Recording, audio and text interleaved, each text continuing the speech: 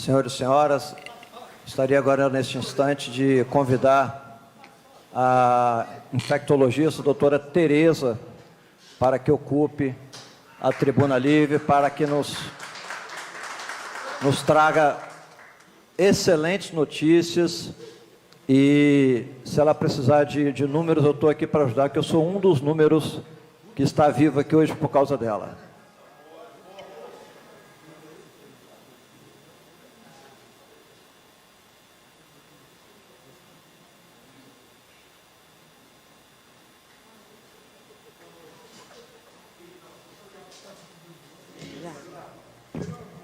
Sou baixinho. Então, boa noite. Eu quero agradecer e cumprimentar, né, o presidente da mesa, que é meu grande amigo, Rômulo Lacerda, e a todos os vereadores presentes, agradecer a oportunidade que vocês estão me dando de estar aqui para contar um pouquinho da minha experiência nesse 1 ano e alguns meses, né, de pandemia. Quero cumprimentar também a plateia, no nome das minhas duas amigas, grande amiga Alba e Alexandra, e agradecer a presença do Dr. Carlos Magno da Lapícola, que é do Conselho Federal de Medicina, um colega médico. Eu vou falar para vocês, então, sobre, né, o tratamento da Covid que eu tenho. Comecei desde março do ano passado. Eu sou capixaba, mas com 15 anos meus pais se mudaram para o Amazonas. E eu fiz, então, infectologia lá no UFAM, na Faculdade, né, Federal do Amazonas, no Instituto de Medicina Tropical do Manaus. Lá na época que eu me formei, que vai fazer 35 anos agora, no final do ano, eu fiquei apaixonada pela medicina de doenças infecciosas, né, infectologia, e fui fazer residência no Instituto de Medicina Tropical do Amazonas. E, em 1990, eu voltei para cá, para o Estado, e de lá para cá, em 1990, eu estou, né, clinicando aqui e fiz um mestrado em saúde pública, né, saúde coletiva, na USP, em São Paulo, e sou referência há 25 anos das arboviroses, da dengue, chikungunya e zika, no estado do Espírito Santo. Talvez essa minha história seja a culpada de eu ter começado a enfrentar a Covid desde março, com meus primeiros amigos, um grupo de 10 pessoas que tinham ido para a Itália, num cruzeiro, juntaram dinheiro para viajar e acabaram lá, inclusive internado alguns lá. E os que vieram, trouxeram para...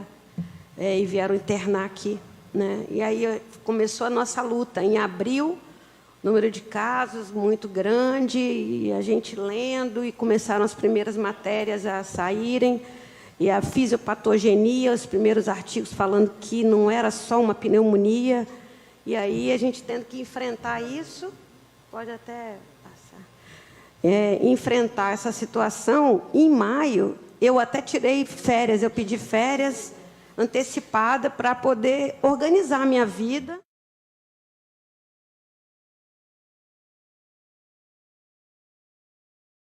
Diferença da dengue, zika, chikungunya, eu viajo pelo estado, faço capacitação junto com o CRM nas doenças, sempre tem muito surto. E quando teve da influenza, em 2009, e outros surtos também eu ajudo, quando tem, por exemplo, a Vila Velha sofre de leptospirose, surtos, eu também vou capacitar em serviço, dentro das UPAs, dentro dos serviços de urgência.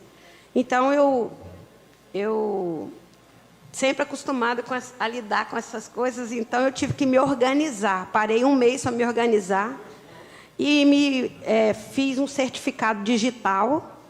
Esse certificado digital me permite fazer telemedicina, teleconsultas. E então eu tenho uma plataforma digital em que eu insiro os dados dos pacientes e faço a escolha, uma avaliação de um formulário que eu mando para eles. Eles me respondem via WhatsApp e eu faço uma marcação da consulta. As consultas geralmente são à noite, porque é o tempo que eu tenho. Às vezes, 2, 3, 4 horas da manhã, eu estou atendendo, eu mando mensagem que eu posso atender e o paciente está acordado, porque ele está preocupado, óbvio, né? E passando muitas vezes mal. E aí, esse serviço eu venho fazendo, então, desde, né, junho do ano passado, né, essa telemedicina. Eu já estava antes com os primeiros 80 pacientes, eu atendi fora do coisa, eu fazia, e as pessoas iam buscar a receita na minha casa.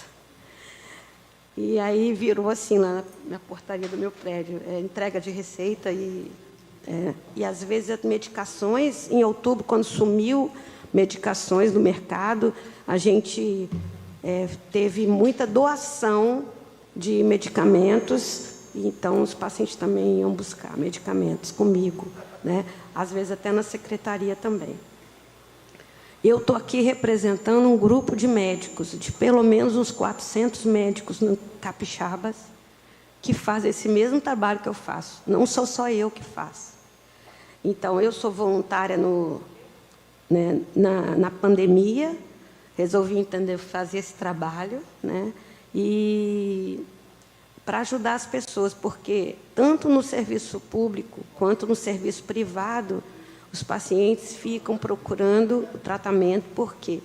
Porque desde o começo da pandemia, quando a China, né, falou que estava em pandemia e descreveu o vírus e a genética do vírus no início de janeiro, e falou que no primeiro manual do Ministério da Saúde e da OMS saiu assim, que só íamos atender os casos graves, internados graves, e que todos os outros ficassem em casa. E ficasse em casa por 14 dias, e foi assim que a gente foi obedecer. E a gente via que a gente começava a passar mal e não tinha quem, né, mudasse isso aí. Por falta de experiência mesmo, eu acredito. Então, como eu, lá na residência, em Manaus, eu atendia 50, 60 pacientes numa tarde, gente, com malária. Porque lá a malária é uma doença presente. E a droga de escolha para a malária, está no manual, é cloroquina base, né? Não é nem a hidroxicloroquina, que é um derivado. Então, por não ter medo, porque eu passava por dia, né, em 3 anos de residência, por dia eu passava 60, né? Vem o bloquinho, até hoje é assim, o bloco vem pronto, para você não ter que escrever, senão o médico, né, ele só calcula e bota só a quantidade de miligrama, de comprimido, e assina e carimba. Porque os bloquinhos já vêm prontos de receituário para poder você fazer a cloroquina. Então, por não ter medo, eu comecei a usar. E usei em pacientes graves, usei pacientes no começo, não usei só ele, começou a sair as diretrizes, né? E alguns artigos, e médicos, colegas no mundo inteiro se reuniram, vocês sabem da história.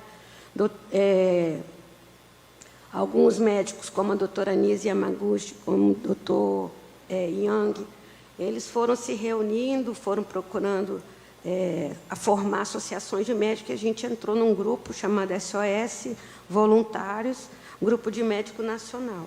E aí é nesse grupo que a gente tem mais de ano que a gente discute caso. Então, é um grupo para discutir caso, né? Eu trouxe os dados para vocês verem, que eu peguei hoje no painel. Existe um painel de Covid do Brasil.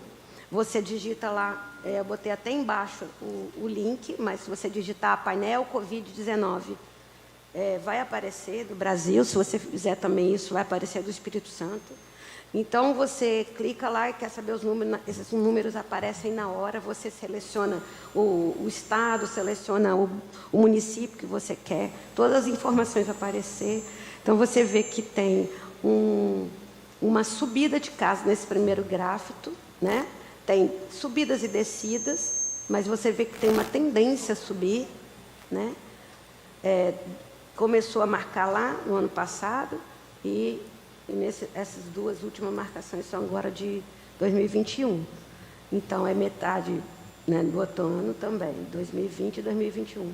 E os óbitos aqui. Então, a gente vê que no ano passado, o pico, né, que foi mais ou menos 600 casos por semana, e a gente teve agora, esse ano, 1.500 mais ou menos, o pico nesse ano.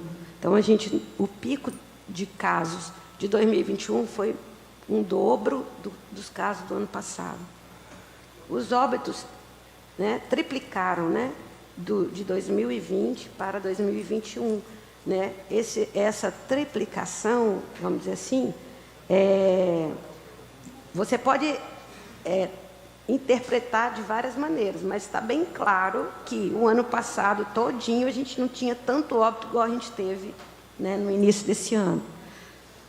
Eu atendi 800 pacientes o ano passado inteiro, e de janeiro para junho foram mais 800. Então, em 6 meses, eu atendi o mesmo tanto que eu atendi o ano inteiro.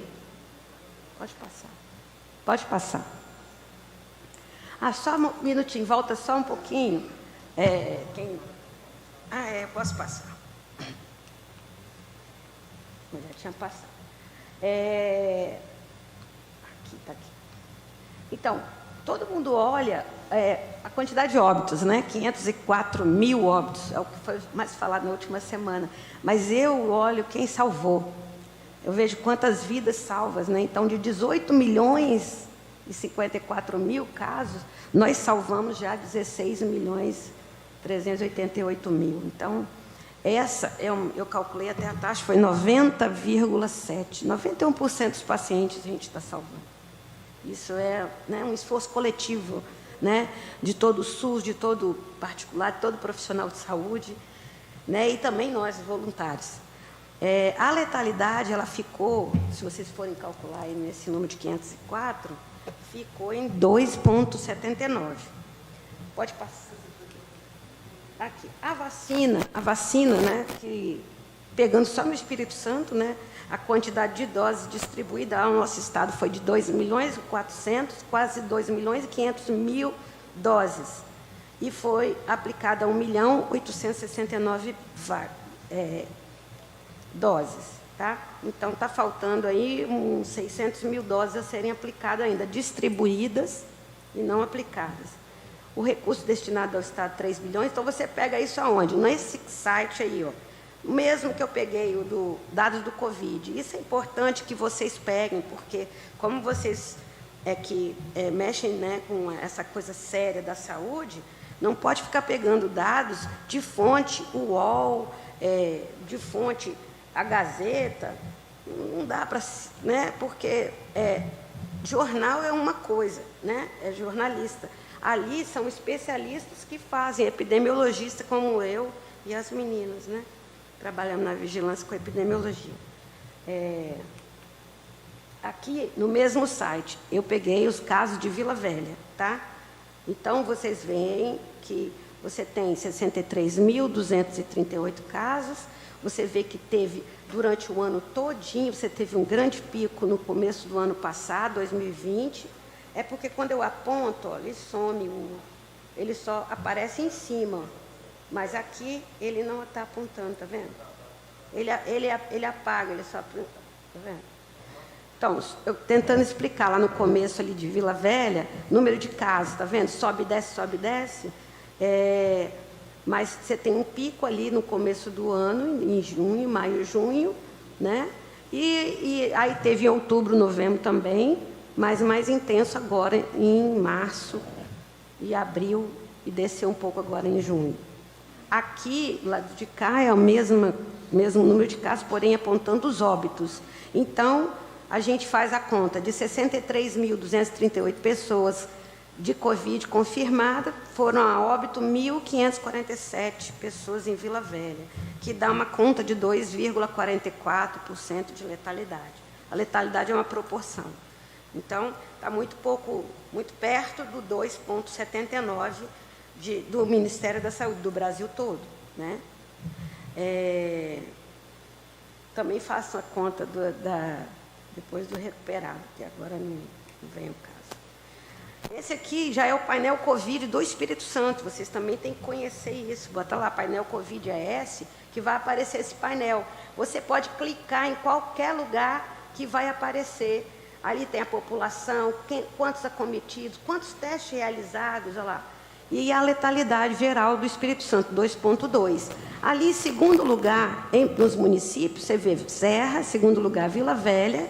Então, Vila Velha está com 2 ponto alguma coisa ali, 2,2, eu acho, de letalidade. Então, é uma letalidade igual do Estado, igual que está apontado lá no site do Ministério. Também tem aqui uma lista de bairros acometidos em Vila Velha, né? Principal é Praia da Costa, aí vem depois Itapuã, Itraparica, e você vai vendo lá os bairros que tem até o final, depois você puxa para baixo no site. Aí você vai ver a quantidade de pessoas confirmadas em cada bairro. E a gente começa a perguntar, por que mais nessas regiões, né? São perguntas que a gente precisa fazer e responder também. Né? Vocês que são vereadores, né? Por que mais lá? Será que essa população está mais exposta ou é uma população que está com mais acesso a exame? Né? Ali no gráfico também você vê essa questão que eu falei anterior, que em Vila Velha repete, que é, em muitos casos, um pico em 2020, depois no final de 2020, outubro, dezembro, e agora em maio, né? Abril e maio. Então, eu atendi mais ou menos 1.600 pacientes, então, nesse 1 ano e 2 meses. Eu tive 4 óbitos, esses 4 óbitos representam 0,2% de letalidade. É uma letalidade bem diferente de 2,79, né? 0,2. Essa foi a minha letalidade, de 1.600 casos. Então, o meu perfil de pacientes, né, deu mais ou menos uns 56% de mulheres e 44% de homens, na verdade 46%, 48% de homens, muito pouca diferença, né? Mas a questão eu tinha feito um slide, mas eu acho que não está aqui, não. É só para vocês saberem que a internação foi mais ou menos 6,8 de internação só. Uns 110 pessoas internadas, de 1.600. Dentre esses internados, eu tive 4 pacientes entubados, e 2 saíram, e 2 foram a óbito. Certo? Então, é muito pouco a quantidade de gente que interna e que agrava e precisa de intubação quando faz o tratamento que eu prescrevo, né, que eu digo meus remédios dos pacientes, meus remédios. Tomou meus remédios? Estou tomando, doutor, é assim. Então, esse aí é um históricozinho do tratamento da rede, né, o que a gente fez. Eu vim aqui em janeiro, né, receber a moção de aplauso, a gente se reuniu, e aí conhecemos algumas pessoas e fizemos uma sinalização. O Rômulo conseguiu a reunião com o prefeito, Arnaldinho, e aí ele recebeu, sinalizou positivo. Nesse dia mesmo a gente montou um grupo de WhatsApp, que a gente chamou de comissão voluntária para fazer, né, as pessoas falarem sobre isso. A gente quer ter o direito de falar sobre isso, né, de não ser tido como charlatão, porque eu estou falando de remédio para Covid. Então, é um grupo que tem a maioria médicos, mas tem outros profissionais, inclusive fora da saúde, não tem também só profissional de saúde, não, tem outros também que ajudam, conseguem né, artigos para a gente e ajudam. Né? Então, são pessoas cheias de boas intenções, com capacidade técnica para estar nesse grupo e com muita boa vontade para implantar esse tratamento. A gente teve reunião com a secretária. No ano passado, o secretário estadual de saúde colocou uma norma que o município só pegaria os remédios lá na secretaria, vindos do Ministério da Saúde, se fizesse um projeto com protocolo de utilização desses remédios. Então, o primeiro município que fez foi Aracruz, foi em julho, e depois se seguiu por vários, inclusive implantou em vários municípios. Vila Velha foi um dos únicos que não fez, e por isso foi feito agora. Tá? Só para explicar por que foi feito esse protocolo. Aí a gente escreveu as propostas, tivemos essa reunião com os gerentes, e aí fizemos, então, um projeto de proposta de implantação desse protocolo, identificamos médicos capazes e favoráveis ao tratamento, deu uma lista enorme, para nossa surpresa. A gente fez um manifesto pelo tratamento, né, eu escrevi e, assim, outras cidades no Brasil fizeram a mesma coisa. E aí, para nossa surpresa, 113 médicos assinaram. Então, nós temos muitos médicos que vocês conhecem, por exemplo, que às vezes nem estão no grupo de voluntariado, mas atende, é favorável. Então, são pessoas que estão ajudando a gente, né? A gente fez, então, dia 18 de março, teve esse protocolo de Vila Velha oficialmente aprovado e publicado, e de 18 de março a 5 de abril a gente fez capacitação online dos médicos, 38 médicos, e agora, dia 14, oficialmente, começamos a atender na unidade de saúde do IBS, atendimento de 25 pacientes por dia, e no horário, né, de comercial, o dia inteiro, né, pode ir lá.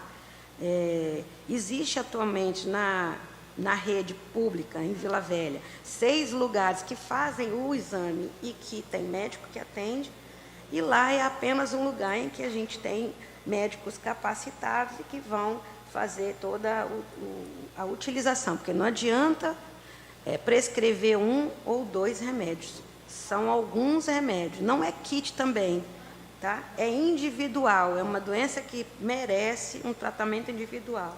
Tem pacientes, do jeito que tem paciente que apresenta pneumonia, outros apresentam falta de olfato e paladar, outros apresentam trombose das pernas, então é uma doença multifacetada, então requer remédios também que tenham objetivos diferentes. Então, para saber lidar com isso, como é uma doença nova, a gente tem que capacitar o médico, né? A gente capacita, eu tenho 25 anos capacitando para dengue, desde 2014 capacitando para chikungunya, para zika. Então, são doenças que você precisa capacitar e sempre lembrar. Para salvar a vida na dengue, basta colocar um soro na veia, hidratar bem, 6 litros de líquido por dia. Mas eu preciso ir lá explicar isso, porque na pressa, no dia a dia da UPA, eles dão 1 litro de soro e acham que está bom. E eu preciso pegar esses médicos recém-formados e capacitar, falar como é que a doença atua no organismo para ele saber qual remédio ele vai usar. É preciso que se dê a oportunidade para o médico que quer usar. Quem diz que é para usar ou não usar é o Conselho Federal de Medicina. É ele que aprova o tratamento off-label, que está aprovado pelo CFM, Conselho Federal de Medicina, desde abril de 2020. Tratamento off-label é o quê? O remédio é aprovado para uso em várias outras doenças, já se usa há mais de 80 anos, igual a cloroquina, mas que na bula dele não está escrito Covid, lógico. A bula dele tem 80 anos e o Covid tem só 1, né? É só isso. Inclusive, doutora Tereza, eu trabalhei 30 anos nessa área, na área médica, e muito tempo na área de infectologia. Na década de 80, quando surgiu o HIV, não existia nenhum medicamento específico para o HIV, mas existiam medicamentos com outras indicações que foram usados off-label, que é o uso fora da bula. E esse uso, ele permitiu que se salvasse muitas vidas. Tanto é que hoje já se tem a comprovação científica desses medicamentos. E eu gosto muito de falar, como a doutora Tereza apresentou números ali, antes da comprovação científica, vem uma coisa chamada evidência científica. Se você pega, como a doutora falou, né, de 1.600 pacientes, né, o índice de óbito foi muito menor do que os pacientes que não fizeram o tratamento inicial. Sim. Isso mostra que o quê? Uma evidência científica. Sim. Agora, como esse medicamento vai agir, como ele está agindo, isso só será descoberto dentro de algum tempo. É verdade. Sendo que nós já temos hoje cerca de 90 estudos científicos comprovando, né? Temos, e agora saíram, né, os estudos duplo cego, randomizados, controlados, que tanto se exigia, né? Aí já está saindo, porque já tem 1 ano e pouco que a gente está acompanhando os casos de Covid. Então, são drogas seguras, drogas que você usa até na gestação e em bebês, né? Aqui tem um pouquinho da nossa história, só para terminar. Nosso primeiro encontro lá na prefeitura, com o prefeito, Arnaldinho, e as médicas envolvidas, o Rômulo Lacerda, os seus assessores, e a Cátia Lisboa, a secretária. Depois, aqui embaixo, a gente teve um encontro na sala dela, com as referências de assistência farmacêutica, precisou passar pela comissão de farmácia, né, para eles escreverem protocolo junto com a gente, e a gerente de atenção primária, para saber aonde ia ser implantado. A gente conseguiu, então, baseado nessa lei, não sei se vocês sabem, a Assembleia Legislativa do Estado aprovou essa lei, né, do tratamento precoce no Espírito Santo, o uso da hidroxicloroquina, ivermectina e azitromicina no Espírito Santo. Foi sancionada essa lei de 3 de setembro de 2020, foi quando os municípios começaram a fazer os seus projetos. E aí a gente conseguiu aprovar o manifesto, e mais de 113 hoje médicos assinaram o protocolo. Aqui é o diário oficial da publicação do protocolo, o informativo informando que nessas 6 pontos em Vila Velha tem médicos capacitados com o tratamento precoce, o médico que quiser tratar, e o paciente que quiser receber tratamento vai encontrar nesses 6 lugares. As reuniões que o Rômulo fez lá na equipe no IBS, para definir a atuação. E aí, finalmente, o IBS, que é uma unidade de saúde muito boa, né? Tem uma estrutura boa, se precisar aumentar a demanda, tem como, e está lá. Não é só lá que tem, mas é ali a referência. A gente queria começar por um lugar, até para depois, um dia, vocês me chamarem aqui e falar assim: doutora Tereza, como era, então, antes de abrir a unidade de saúde do IBS como referência e agora que abriu? Porque o que eu sei hoje é que os pacientes estão indo, e está vindo gente até de outros municípios procurando, porque o paciente ele já percebeu que é bem diferente a evolução de quem toma os remédios e de quem não toma. Eu acho que é isso. Nós temos várias cidades exemplo, e nós, graças a Deus, entramos ali como cidade exemplo também, Vila Velha. Exatamente, né? O objetivo, né, só para finalizar, não é fazer dessa pandemia política, né? Estão misturando política com a doença. O único objetivo, né, da doutora Tereza e os demais médicos que são favoráveis ao tratamento inicial é salvar vidas, porque, infelizmente, pacientes que já entram na fase inflamatória, na fase onde ele precisa ser internado em UTI, ser entubado, o índice de paciente que não retorna, né, doutora Tereza, chega a 91%. Depois que interna em UTI, entuba, 85%, 90%. Aumenta a chance de óbito, né? Então, em todas as doenças, você tem o tratamento na fase inicial. O que é isso? É logo que eu penso que pode ser. Então, 2 dias de febre alta, pode ser dengue? Pode. O que eu faço? Começo a hidratar muito volumosamente o meu paciente, para ele não descompensar mais na frente. Exatamente. Então, é o meu tratamento precoce na dengue. Como qualquer outra doença, entendeu? Né? Meningite, eu não fico esperando o menino convulsionar para pensar em meningite, já faço logo a punção do líquido, começa o antibiótico.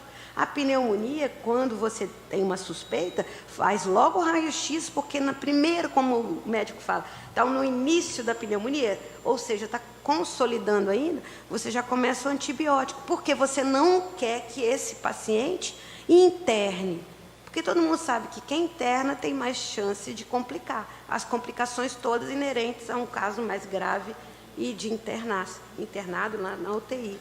Então, para o Covid também existe isso, essa fase ambulatorial de tratamento, assim, monitoramento diário ou de 2 em 2 dias, aqueles remédios que você passa, aí você avisa o paciente, ó, no 8º, 9º, 10º dia é que vai piorar, o paciente já fica atento aos primeiros sinais para poder você entrar com um corticoide ou com um anticoagulante, dependendo do fator de risco, você já entra logo no começo. Então, tem várias prerrogativas o tratamento. E ele A única coisa que nós médicos pedimos é a oportunidade de manter a autonomia médica. Ou seja, é o médico que resolve se vai passar 3, 4, 5 remédios, qual tipo de remédio, se vai entrar com antibiótico ou não. Tudo em acordo com o seu paciente. Então, uma relação médico-paciente, uma decisão médico-paciente. Então, é só isso que a gente pede. A gente pede que seja mantida essa autonomia, que quem nos dá é o CFM, que tem mantido, vocês sabem disso. E o que a gente pede, tira a política, pelo amor de Deus, né? Tira a política não, porque não dá nem para tirar vocês são fundamentais, vereadores, não é política. Talvez a politização da doença, né? Então a gente quer isso, que não se politize a doença. Então vamos conversar, esquece a politização. Vamos conversar tecnicamente sobre essa doença. A doença tem 3 fases. Na segunda semana pode piorar, pode agravar. Na terceira semana pode ter trombose. Eu vou usar remédio agora para você não ter a trombose, para você não inflamar, para você... Entendeu? Eu tenho uma aula assim, que eu dou quando eu converso com o paciente. E é isso, né? E os pacientes já perceberam, eles entram em contato assim. Doutora, não é possível, eu já fui 3 vezes no PA, já fui 3 vezes no pronto-socorro. E eles só mandam para casa ficar esperando. Não tem como ficar esperando, não consegue nem dormir, né? De tanta preocupação, sem fazer nada. E da autonomia do médico. Se for preciso, passar remédio para pelo menos aliviar os sintomas. E para dar esperança de vida, a gente vai fazer, sempre. Doutora Tereza, muito obrigado. Esperamos que dentro de algum tempo a senhora retorne aqui com notícias melhores ainda. Né? Temos certeza de que é uma fase que o planeta todo está passando e pessoas como a senhora, como outros médicos, né? A doutora Tereza, ela trabalha na Secretaria Estadual de Saúde, e quando ela chega em casa, por volta de 7, 8 horas da noite, que ela vai começar a fazer o atendimento online. Esse dia eu tive um relato de um paciente de São Paulo, que quando nós conseguimos o contato dela, né, ela passou a prescrição para esse paciente 2 horas da manhã. Ele ficou espantado, ele fez um relato nas redes sociais, falando que 24 horas, já estava na 2ª semana, inclusive, de sintoma. Falou que 24 horas após o início do tratamento ele já estava assintomático. Então, mais do que comprovado, como a doutora Tereza, né, falou comigo uma vez, se esses medicamentos não fazem efeito, a senhora é uma santa, né, porque está fazendo milagre. Então, muito obrigado, doutora Tereza, pela dedicação, muitas vidas que a senhora salvou e os demais médicos que a senhora está representando aqui. Exatamente. Lembrar isso, que representa uma série de médicos que também tem esses mesmos números para contar para vocês. Vereador João Rangel. Senhor presidente, eu quero parabenizar a iniciativa, Vossa Excelência, e por trazer aqui a doutora Tereza, que é uma profissional, que a gente vê assim a seriedade com que a senhora trata o assunto. Não é um assunto simples, é um assunto que tem na opinião pública, no seio da sociedade brasileira sobretudo, aqueles que concordam, aqueles que não concordam, mas vejo que a seriedade com que a senhora trata esse tema, o assunto em si, até mesmo pela capacidade técnica que Vossa Senhoria tem, chama a nossa atenção. Então, assim, todo o nosso respeito ao seu trabalho, né? O trabalho que a senhora desenvolve. E ao vereador Rômulo, que não é a primeira vez, é a 2ª vez que traz a senhora aqui, e se sinta prestigiada por essa casa, né? Pela Casa do Povo de Vila Velha, que tem a responsabilidade de discutir todos os assuntos. E aqui nós não temos assunto proibido, né? Nós temos que discutir os assuntos, colocar o assunto de forma clara para a população, aqueles que estão nos assistindo, nos acompanhando, cada um com a sua opinião, com a forma de ver a vida e as coisas, eles vão ter a oportunidade, tiveram a oportunidade de ouvir aqui uma técnica, uma pessoa que conhece do assunto apresentar da forma como a senhora apresentou esse assunto. Então, seja sempre bem-vinda, a casa respeita muito a senhora, parabéns pelo trabalho, pelo empenho, pelo compromisso, e ao nosso querido vereador Rômulo, pela seriedade também com que trata aquilo que ele acredita, né? E presidindo aqui essa tribuna livre, muito nos honra ter essa discussão presidida por Vossa Excelência. Obrigado, vereador. Vereador Tito. Senhor presidente, primeiramente eu quero parabenizar Vossa Excelência por esse tema tão importante na nossa cidade, Vila Velha, não só na cidade do Espírito Santo, na realidade o mundo, né? Está passando por isso, está sofrendo por isso, e eu, como faço parte da Comissão de Saúde do nosso município, Vila Velha, quero aqui parabenizar a senhora, né, por esse tema, essas informações tão importantes aqui para a nossa cidade. E nós temos hoje milhares de pessoas ouvindo o que a senhora está relatando sobre o Covid-19. Isso é informação muito importante para a nossa cidade, para o Estado do Espírito Santo, para o Brasil. O mundo está sofrendo, né, com esse Covid, que graças a Deus nós acreditamos, com pouco tempo toda a população vai ser vacinada e nós vamos sair dessa mais uma vez. Nós já passamos por várias pandemias, né, no Brasil, né, no município de Vila Velha, no Estado do Espírito Santo, e eu acredito em Deus, né, que em breve todos nós vamos ser vacinados, todos nós vamos ser contemplados aqui na cidade de Vila Velha, para que nós possamos estar livres dessa pandemia. Vereador Rômulo, parabéns por Vossa Excelência, por esse tema tão importante para a nossa cidade. Parabéns à senhora também por relatar todos esses dados aí, para que nós tenhamos essas informações sobre o Covid-19. Muito obrigado. Obrigado, vereador Tito. Vereador Fábio do Vale. Vereador Fábio de Vila Velha. Presidente, boa tarde. Boa noite já. Boa noite, doutora Tereza. Quero parabenizar Vossa Excelência. Muito importante trazer este tema, que para muitos é tão complexo, né? É um tema que causa muita discussão, mas para nós fica claro da forma que a senhora colocou, e também nos dá muita certeza pelo know-how que a senhora tem, pela experiência, né?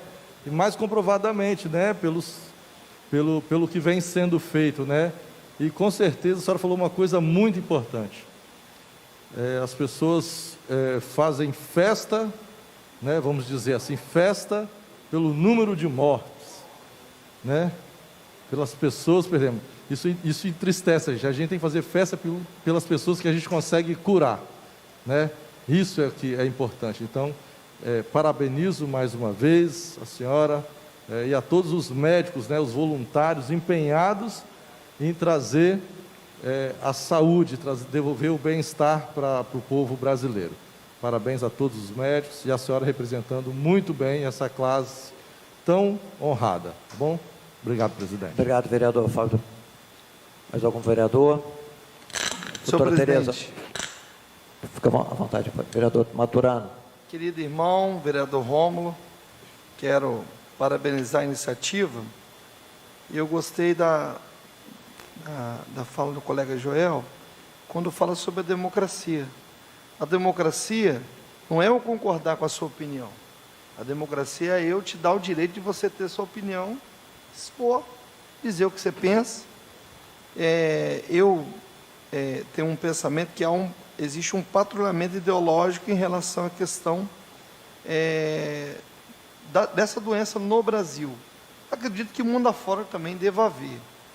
Mas no Brasil, muitas coisas passam a ter patrulhamento ideológico, quer seja de direita ou de esquerda, porque ninguém está livre disso. A gente também tem que ser justo e falar a verdade. Não vamos entrar no mérito de debate. Eu queria parabenizar você, Rômulo, querido irmão, vou falar você de coração, senhor, jovem senhor, né? Quero te parabenizar, irmão, porque proporcionou àqueles que desejassem, ou que desejaram, ou que desejam, ou que desejarão ser tratados dessa forma, né? E, se eu não me engano, foi você que fez uma explanação sobre a questão da AIDS, que não tinha um tratamento referenciado, né? Não tinha um direcionamento a esse remédio, né? Quando as doenças novas surgem, fica né? Tem uma expressão, barata voa, fica todo mundo doido. Como é que é isso? Vai para onde? Trata como? Né? No começo, então, isso avassalador, né? Pandemia, coisa que antigamente a gente, quando via em filme, isso nunca vai acontecer. Aconteceu, essa geração viu isso acontecer. Então, assim, o futuro, né? O momento futuro vai dizer se esse tipo de medicamento foi extremamente eficaz, de forma média eficaz ou extremamente ineficaz. Mas os relatos de campo, né, por alguns profissionais, porque não é uma pessoa que está andando no meio da rua que está dizendo, é uma pessoa que estudou, que fez faculdade, que vê isso no campo, que vê isso no fio do detalhe. Então, assim, é claro que existem aqueles que contestam, né? Inclusive, alguns meios de comunicação falam medicamentos sem comprovação científica. Mas também não tem a comprovação do contrário. Não tem a comprovação que não é eficaz.